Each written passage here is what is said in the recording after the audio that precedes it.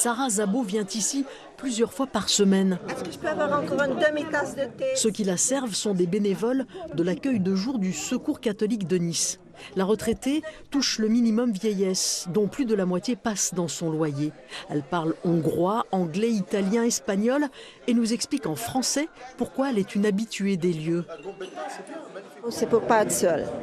S'ils voient que vous êtes un petit peu triste ou vous avez des problèmes, on vient vous voir, on lit des amitiés. D'autres ont besoin d'accompagnement dans leurs démarches administratives, comme cette infirmière en attente de logement social. Parce que j'ai la réponse dans l'eau positive, mais malgré tout, j'ai aucune proposition. Dans son dernier rapport, le Secours catholique fait état d'une féminisation de la pauvreté. Qu'elle soit seule, en couple avec enfants ou mère isolée, les femmes sont toujours plus nombreuses à se présenter ici. Ce matin, on a reçu une jeune fille qu'elle dort dans le parking. C'est la première fois, une jeune de 20 ans.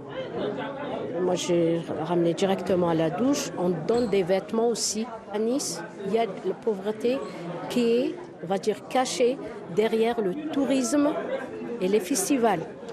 Ouvert tous les jours de la semaine, le centre d'accueil propose aussi des cours de français. Est-ce que je fais